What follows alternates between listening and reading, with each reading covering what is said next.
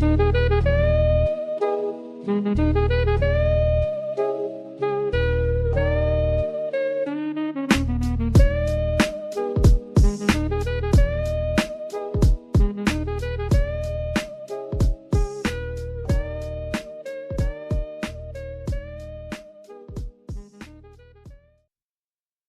poppin', was poppin'. Welcome back to another episode of Life According to Rick. How's everybody doing? I hope that everybody's had an amazing week. First off, welcome to episode 20. Man, that's crazy for me to say out loud. Like, we really 20 episodes in now. I appreciate everybody that's been tapping in, supporting, listening. Whether you've been here since day one or just joined the journey, it really means a lot, for real. This week's been definitely one of those crazy weeks, like super hectic, like between work, home, and just adulting in general. Like it felt like everything was just coming at once. But in the middle of all that chaos, Harlem gave us one of those weekends that reminded me how fast he's growing and how beautiful this stage really is, even when it's exhausting. Low key, it really is Harlem's world. We just living in it. Before Harlem, it used to be me and the kids hitting up the movie theaters for opening night for every Marvel movie. Like that was really our thing. Just us, big excitement, popcorn, snacks, and that feeling of seeing a new Marvel movie first before anybody else. Like it became our tradition. Then when my wife moved in, the kids were still young, so she initially got initiated into it. Quickly became a Marvel fan herself. It turned into something bigger than just me and the kids. It became a full little family thing, and I really loved that. Over time, the kids got older and eventually moved out, so the tradition kind of like slowed down. But we would still kind of make it a point to like, get together when the movies drop. But with Harlem being born and, it kind of made it difficult for us to really make it for opening night. So that quickly started to fade away. But I would do some solo trips to the theater every now and then, but it wasn't the same energy. I mean, because it was like our tradition, it was our thing. So now with Harlem getting older, we're trying to bring that tradition back. He's excited, we're excited, and with Spider-Man Brand New Day coming up, this feels like the perfect time to pass that torch. And my daughter Kiana already told me, she's like, you better not go see Spider-Man without me. So now it's looking like we might be able to bring everybody back together again, even if the older kids aren't living at home anymore. That's something special. So last Friday, I worked till like 7 o'clock, and Mario Galaxy had released on like Wednesday or something like that. So I had told my wife, I'm like, yo, like, why don't we take him to go see the movie? So she was like, when do you want to go? Like, we were thinking about maybe taking him over the weekend, but I had to work Saturday morning, and so I was like, let's just go Friday after work.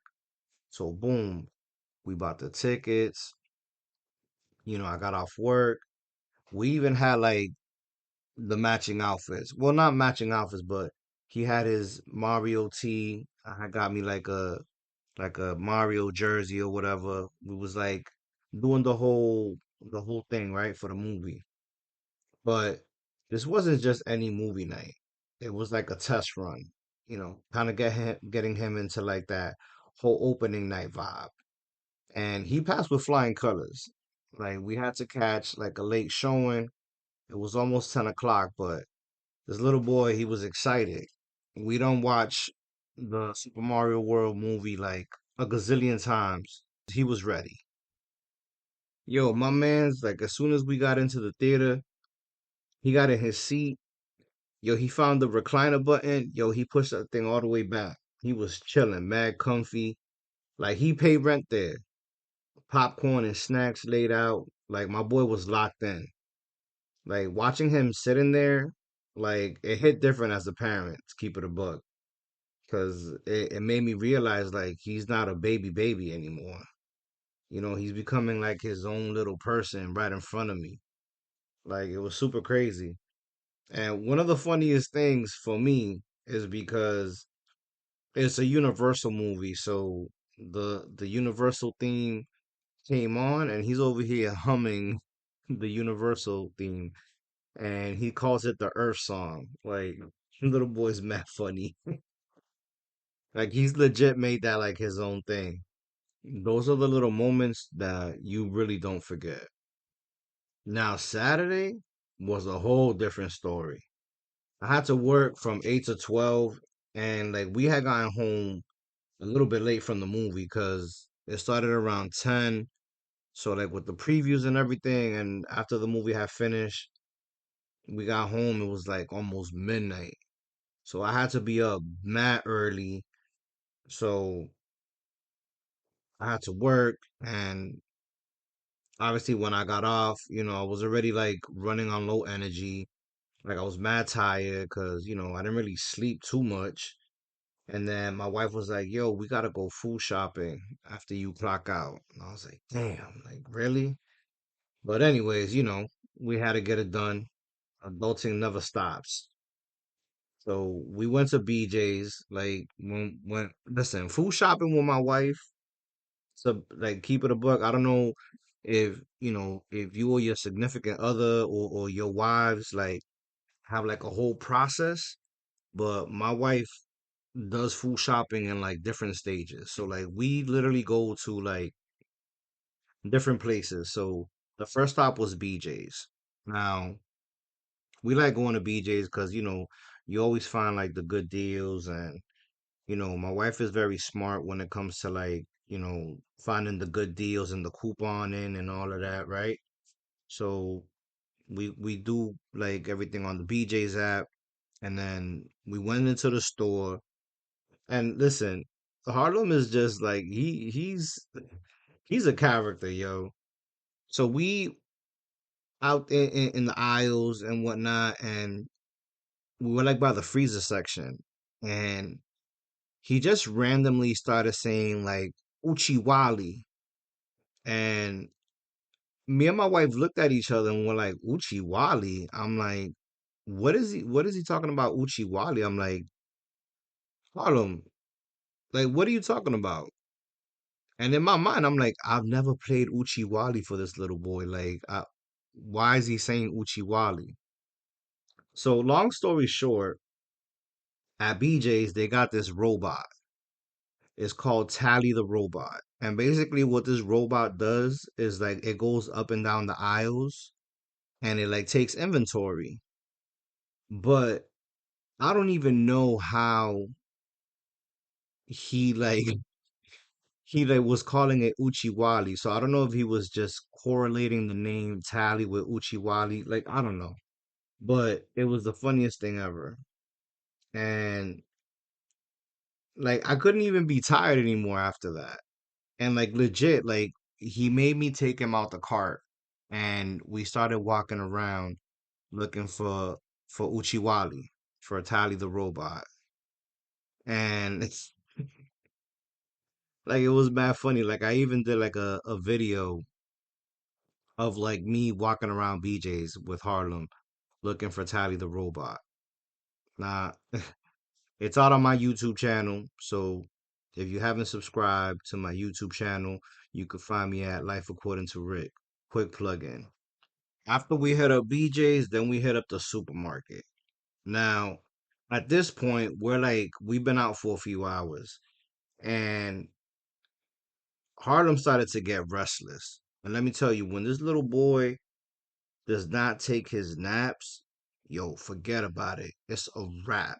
And I know if you have a toddler, you know what the fuck I'm talking about.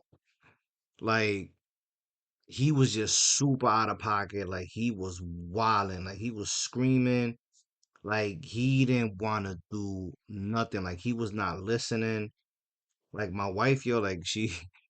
Like she be getting embarrassed. So I was like, he's a little kid, so like I get it. You know what I mean? Like old me would have been like, yo, WTF, like what is happening right now?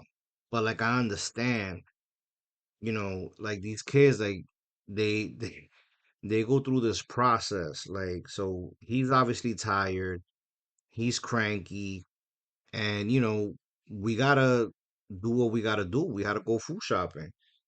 So we kind of like, just got what we had to get at the market, and then we came home. And the minute we got home, he like passed out. He took a nap, but my wife ended up like going back out to the supermarket to like finish food shopping because we couldn't get it done with him while we was out. So it's just one of those things like, when you dealing with a toddler, it's like you kind of really have to like plan out your day.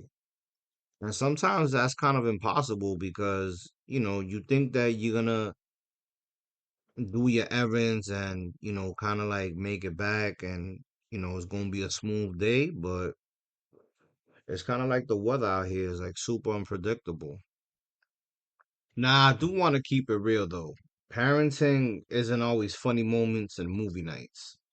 Like Harlem's 3 now, and he's really stepping into his personality right now. Like he's super smart, he's curious, like he's very strong-willed, and when he doesn't get his way, yeah, them tantrums can be intense. Just like I just talked about right now. Like that's like proof. Like you you would have heard him and y'all have been like, what are y'all doing to that little boy? Like I'm surprised they ain't called like, you know, uh child protective services or whatever, because like you would have thought that we was doing something to him. You know what I'm saying? Like it's super wild. And I'm not gonna lie, like it can be super overwhelming. Like especially for my wife. Like she really struggles with it sometimes. And I get it. Like when you're already mentally drained, like a toddler meltdown can feel like a lot. So, we've been learning something important though. Like we can't both be worked up at the same time, and one of us has to stay grounded. And majority of the times that's me. Like I have to be the grounded one. Like I'm trying to like put those feelings aside, right? And kind of like calm him down. But sometimes I'm just like, yo, chill out, little boy. Like, and it's not fun. It's not fun. Like, it can be super frustrating. You know what I'm saying? Like, I can like be very stern with him. And then it's like, he's like a chancleta. He's a flip flop, yo. If I try to correct him, he's like, I want mommy. Or like, then my wife, on the other hand, tries to like, say something to him or whatever. Then he's like, I want daddy. And I'm like, nope, listen, you need to like chill the fuck out. Like you're doing too much. And as much as I'm trying to like do gentle parenting, because I'm like in my healing phase and not trying to like trauma dump on my son, like I ain't trying to have this little boy be soft either. Like I'm not trying to be soft with him. That's the problem with this generation, that a lot of these parents, like they mad soft with their kids. So now you have these little YNs out here talking hella crazy to their parents, and they just like stand there looking like Boo Boo the Fool. And I'm not raising my kid to be like that. Like, nah, you gonna respect me. Like, I'm the daddy. Like, you know what I'm saying? Like, you gonna respect me, and you gonna respect your mama. Cause sometimes Harlem, like, he'll get like super out of pocket with his mom, and like, I feel like he knows. Like, he tests the waters a lot. So like with me, he knows that some of the shit that he be doing, like he's not gonna get away with it. On the other hand, with his mama, like, he be doing certain things, and I know my wife just kind of like she'll let it slide or whatever. But then when she gets, real stern with him and she push up on him like nah, you ain't gonna do that. Like then he's like, oh snap, like I can't play with my moms like that. But I feel like he be trying her a whole lot more than he does with me, cause he knows I'll like nip that shit in the butt. as parents, I feel like it's very crucial for us to not enable certain behaviors with our children when they're young because, we think because, oh, they're small, you know what I mean? Oh, he's cute or whatever, like that they can get away with certain things. Like, nah, you got to teach them at a very young age because, who's to say, like, when they get older, like, and they think that it's okay to do certain things because, they're gonna get their way. You know what I mean?